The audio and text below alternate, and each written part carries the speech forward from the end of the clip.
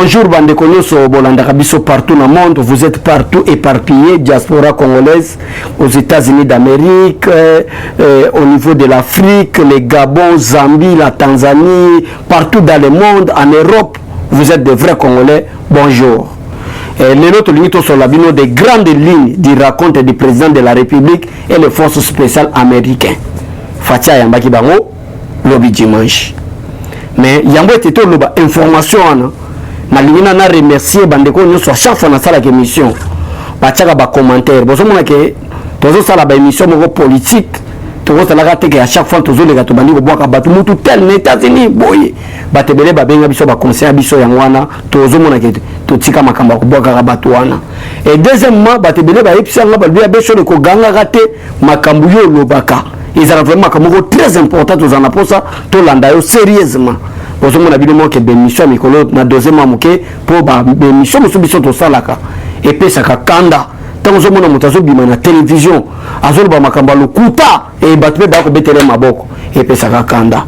Merci à tout le monde ba soutenir kanga. Merci à la famille nyonso ba maman pe ba papa ba grande sœur ba petite sœur ba grand frère ba petit frère botala ki mukuse na bisote botala ba erreur te o peut-être na manque à connaissance de métacabatique le sous devant une phrase na place peut-être là to tiele nous on a bilo bokipate la kabolanda ce qui est très important il y a émission toujours ça par rapport à la situation politique il y a mboka na biso en tout cas merci une fois de plus botala kimuke na bisote botala ba incohérence na bisote botala ba faiblesse ya langue française na bisote mais bon mona qu'est-ce qu'on peut apporter botala ka de lo nini bana ba ko mema na politique voilà merci vraiment ba maman na ba papa na nga bolanda ka biso nzambe alola pambola bino yambote na lo bela dossier ya rencontre du président de la République et les forces spéciales américaines oba komaki vendredi na pourquoi à Kinshasa c'était maintenant hier dimanche le roi tout ça d'émission te lobela ki angote au président de la République ayambaki bango yambo te biso to lobelango na lingina pesa ka conseil je ne suis pas derrière Gilles Alingeti je ne suis pas aussi derrière papa na biso Tony Mwaba qui est le ministre ya EPST makambo boko sala c'est la honte pour la République botika mutu na attribution na ye asala musala. Tantôt le professeur Tony Mwaba a sali communiqué que IGF a conseillé Makambu. Tantôt IGF a sali communiqué pour l'actuel ministre il y a EPTST M. Tony Mwaba a la tentative de détourner 16 millions de dollars. Nani soana botika ba polémique dans les réseaux sociaux na musala. Tantôt Tony Mwaba avec sa rigueur, intelligence azanango, nous azanango na musala.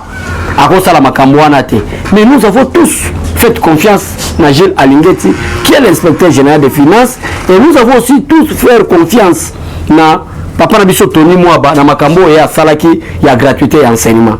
Alors, moi je ne suis pas derrière Tony Mwaba et je ne suis pas aussi derrière Gilles Alingeti, mais Makambo Boko Salawana, ce n'est pas bien, ce n'est pas soutenir le président de la République.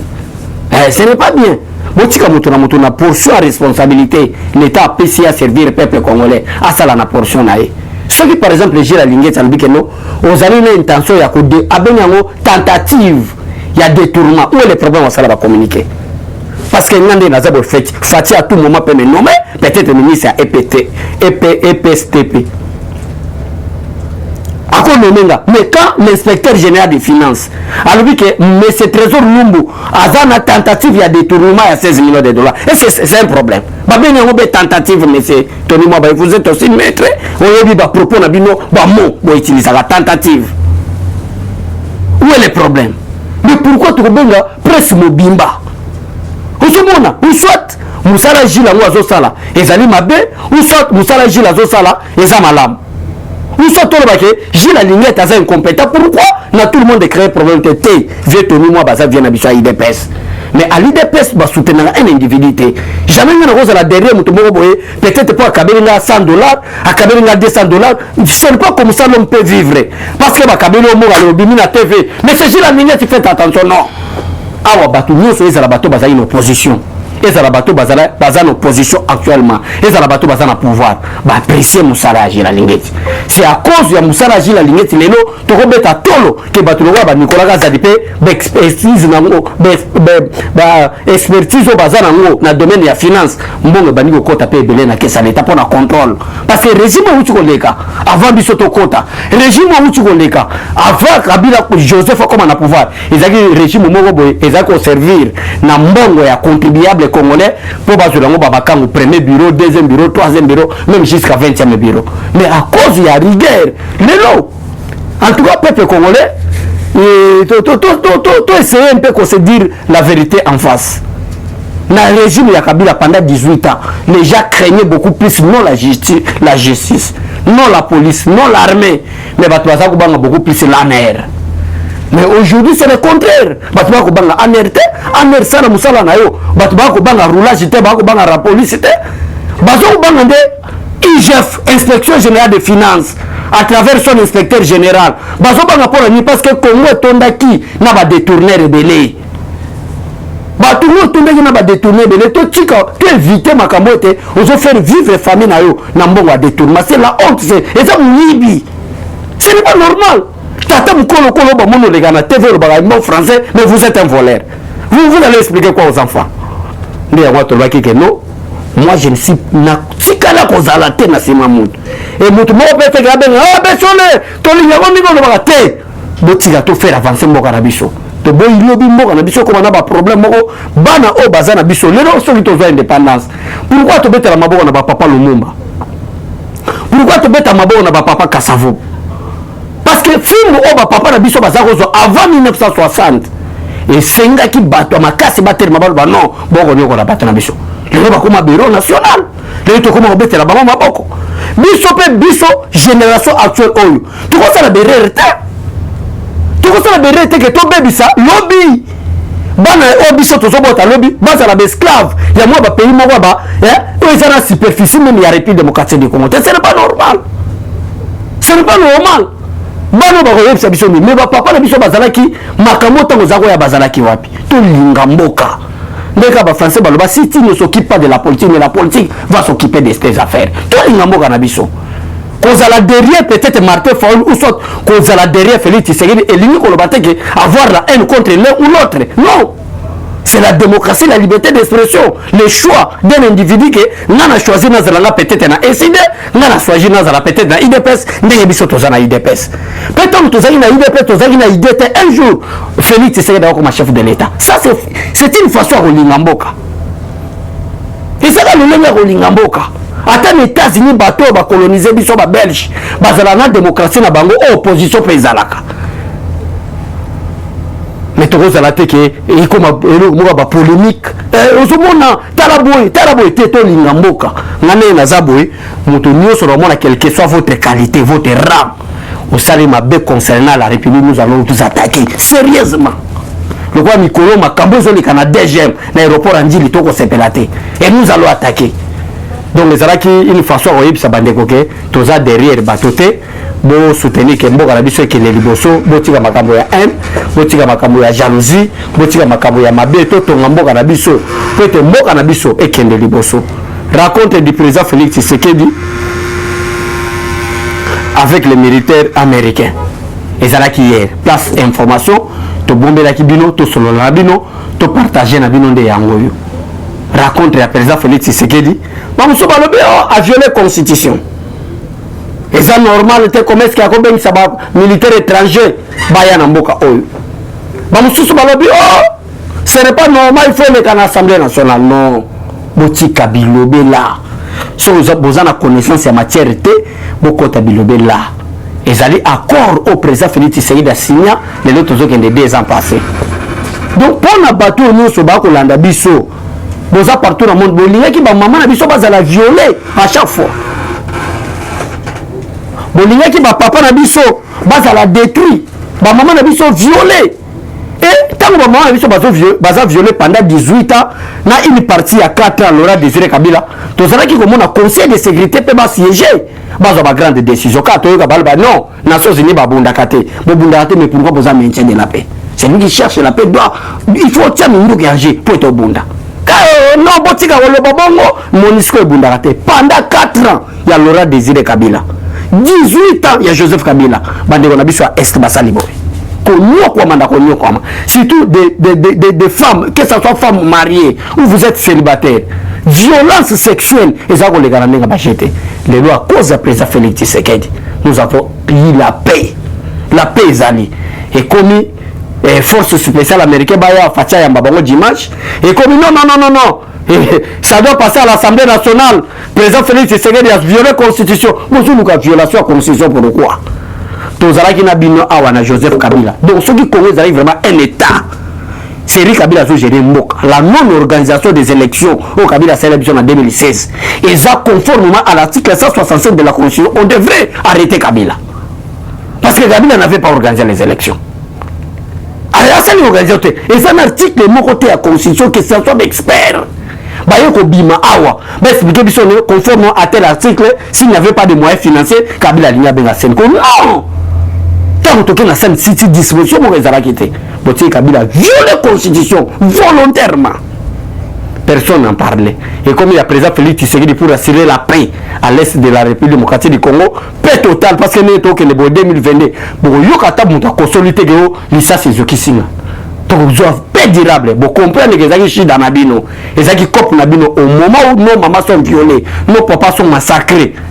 Bino, les gens qui copent pour construire des maisons, de belles maisons, qu'on a la vie confortable, mais peuple comme la zone comme. Mais Félix Tshisekedi il y a aussi ça, beaucoup de guerre, de polémique. Bozo Mona, président Félix Tshisekedi, ça doit passer à l'Assemblée nationale. Comment est-ce que les militaires étrangers, il y a un bon carabino, ça passe à l'Assemblée nationale, ça, beaucoup de discours. Non, tout ça, la politique, il y a récupération. Bozo Mona, peuple congolais, bandego nous, pour ça, biso confiance, Bolanda, taille na bisote. Bolanda, peut-être phrase, tu as composé en haut, na féminin, mais tu as article, na masculin. Mais bon, la volonté politique de Tozanango. On dit ma biso. Vous allez à chaque fois, les gars, la télévision. Ah, moi, béchonné. Voilà, bon, ma biso. C'est-à-dire, ton limite expliquer qu'un peuple congolais, Moussala, Moussala, la faiblesse, c'est Zalaka. Il y a un autre appelle ça, la Bible. Zamba, le Bible que nous connaissons en partie. Tout ce qui est Mboka Nabiso, Mboka Nzambe, tout peut sa confiance. Na président Félix Tshisekedi, ma décision, ma lame, Zoya. Et Mboka peut tomber na individu mon côté, parce qu'il est chef de l'État, Félix Tshisekedi. Non. Moutona pour soi responsabilité ba PC à ton Mboka na seloé. Félix Tshisekedi a sokolé la biso ba chambre té. Félix Tshisekedi a sokolé la biso ba balabala té. Yango zomona ba attribution na ba différents entités à l'État. Vous êtes bourgmestre, vous êtes chef du quartier, vous êtes maire de la ville, vous êtes gouverneur, vous êtes ministre, vice-ministre. Moutona pour soi responsabilité naïe. Mais si tout le monde est devenu voleur, donc politique on a Congo comment dire que vous êtes nommé ministre na banda ku bazo sepela bazo beta maboko ba sepela teke Congo zo bonga bazo sepela yana biso comme ministre neri tozo bonga na ba vie. Mais comment est-ce que bino bo bonga na ba vie? Comment est-ce que boko bonga na ba vie? Donc peuple congolais tous à la uni bande ko na biso ya Kasai, bande ko na biso ya Bandundu, bande ko na biso Équateur. Selon la constitution actuelle, les 26 provinces de la République démocratique du Congo, tous à la unie. On ne peut pas parler de la République démocratique du Congo sans les Kasaï. On ne peut pas parler de la République démocratique du Congo sans les Bandundu, l'Équateur, les Maniema, les Grands Kivu, partout. Elle est la République démocratique du Congo conformément à ces 26 provinces, selon l'actuelle constitution. Mais tu as le bon mot, tu as Kasai, parce que Félix Tshisekedi et Moulouba, tu as Yango, Kasai et Longo na Congo. Là, ce n'est plus la République démocratique du Congo. Totika N, Totika Moté Mamabe. Mouta Sali, Izinani, Papa Nabiso Moutombo, pasteur. Et ça, Félix Tshisekedi té. Mouta Sali, Moïse Mbi, pasteur. Et ça, Félix Tshisekedi té. Mouta Sali, François Moukouna partout. Et ça, Félix Tshisekedi té. Na moment, tu as qui na lutte, Félix Tshisekedi a Kouta Ibango, pasteur. Totika diabolisation, Totika N. Tout ce qui a monté Mamabe. Surtout, on va traiter Mboka Nabiso. Oh, voilà, Zamoulouba. La place, il y a Seni. Tous vous n'êtes pas à Zamoulouba. Alors, en quoi on vous appelle des serviteurs de Dieu? Tout ce qui a un, tout son Mboka Nabiso. Tout ton Mboka. Peuple congolais, partout, Zolananga. Pampagne, Namuna Bandou, de partout. Mouta, ko diaboliser, binoté, tout ton Mboka. Tout ton Mboka Nabiso à travers Félix Tshisekedi Nzambe. A yoki ba prière, ya ba maman, ba papa Nabiso. A Tinde Biso. Parce que tout le monde sait parler. Oh, le Congo a les diamants. terre fertile mbule no kaka ba mai mususu ke na province na ngaba ndu bakwilu na ba pays mususu ba ko benga ngo fleuve partout bazamba makasi ya kitoko donc comment nous faisons si to bito tangana ba minéraux ba diamant donc nous sur la Congo ça mais batamayere ba fani ba étudier mais pourquoi peuple congolais azana plus bas de l'échelle ya monde ba le qui manque à volonté politique la volonté politique est là na maboka président Félix Tshisekedi maboka volonté politique est là et ça on a mais surtout Ndima Joseph Kabila au président de la République après coup d'état il y a Laurent Désiré Kabila par quel principe Joseph Kabila comme le chef de l'état congolais parce que surtout le bagayé ne mutaboma Laurent Désiré Kabila parce que c'est un principe nouveauté et tel ça qui après la disparition de Laurent Désiré Kabila c'est lui qui va la remplacer c'est Joseph Kabila aucune disposition constitutionnelle mais tout le monde a un chef d'état-major à force terrestre pas par exemple chef de l'état par quel principe na raison il s'appelle congolais moi sima le lorsque le président Félix Tshisekedi a un empêchement définitif ce n'est pas le chef d'état-major ce n'est pas le chef d'état-major c'est le président du Sénat qui est le suppléant constitutionnel du chef de l'état mais par quel miracle après la mort de Laurent Désiré Kabila Joseph Kabila comme chef de l'état tout ce qui est moi aveuglement peut caraboyer ailleurs enfoncer biso sous na malheur enfoncer biso na makamamabe ba déclaration tous comme on a été mais le Félix Tshisekedi aïe tout le monde vraiment qui est pas jokende donc Congo ils ont avancé petit à petit Congo ils ont avancé dans l'eau autres qui effacé la scène internationale la case à conseil des nations le Congo n'y participait pas mais le Congo comme il participer voir Congo comme il gangama que partout bas pays bas décider à monde bah comme il yoka à cause de la diplomatie agissante et à président Félix Tshisekedi des angozomona même dans cadre il y a partenariat privilégié avec les États-Unis d'Amérique ou bah te belé bah diaboliser qui présente Félix Tshisekedi comment est-ce que Félix Tshisekedi a zo que les trompes azo yamba été les problèmes ils a trompé yamba été les États-Unis d'Amérique n'est pas Trump preuve à la plus aujourd'hui Trump n'est pas là mais Makambo Félix Tshisekedi Salaki le corps est officiel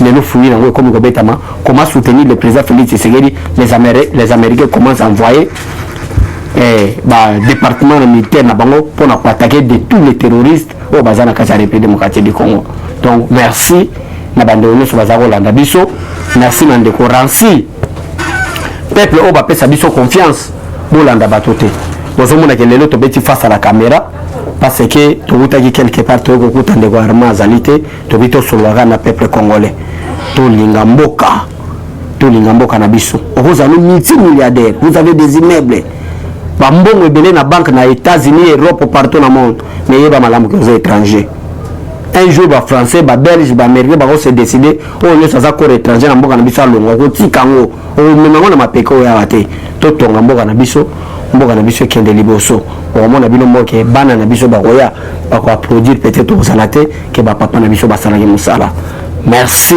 na bande kono so bana ndaka biso merci na peuple congolais merci na staff technique ya basango ya Congo na plateau boutique na biso pour na yebi malamu que Félix Tshisekedi beaucoup plus combattu c'est le président de Congo depuis 1960 jusqu'à présent waza combattu na ba moyens nyonso na ba prêtre ba serviteur de Dieu au lieu ba prêcher sur le royaume des cieux ba comme ko combattre bino moko bo soutenir président Félix Tshisekedi mais to yebi que to so plus puissant que bango to soutenir voyez à sala mandat na ya 10 ans au na prêtre azol ba que alternance na 2023 ok constitution petite possibilité na chef de l'état à quoi postuler sous à deuxième mandat mais non à 2023 c'est fini pas de problème peut-être vous appelez fort que nous mais moi je crois que Félix Tshisekedi plus fort et ça n'a pas politicien monté en 2023 à 2022 dans lobby à faire face à président Félix Tshisekedi Azate yangwana pour soutenir président Nabiso et musala nous sommes tous à la faiblesse des anglatés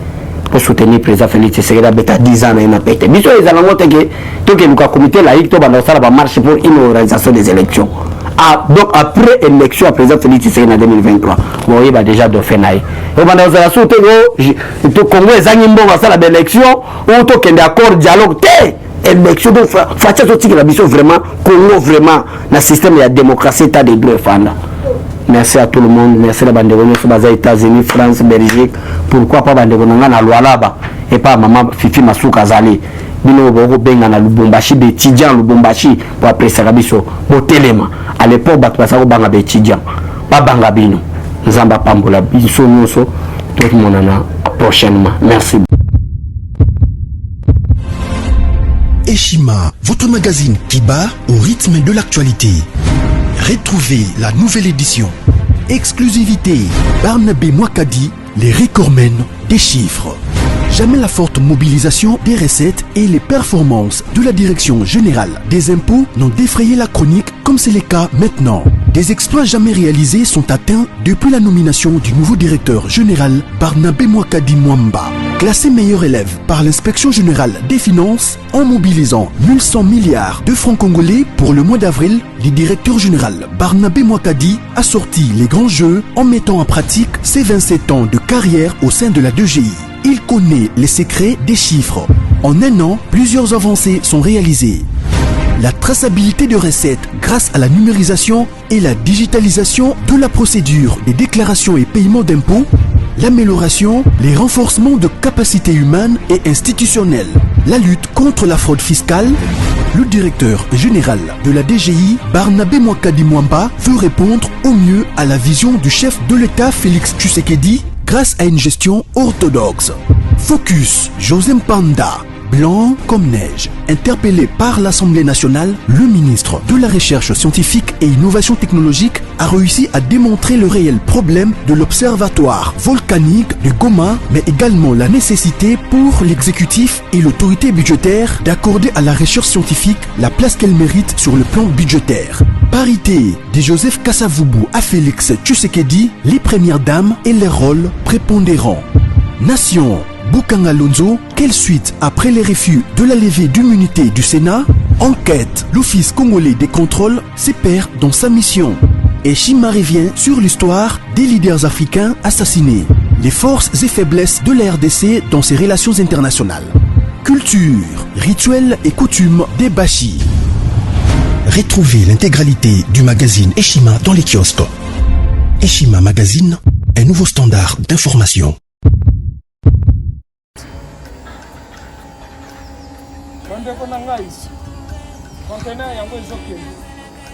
Le 26 mai, les conteneurs. Conteneur chaque mois. Donc, next ekozala le 26 mai. Olingo tinda velo. Mutuka. Please, aussi au Tangi. Biloko tout, au même cannabis. Benga biso, comme ça, toya, so même biloko tout tinda la Congo.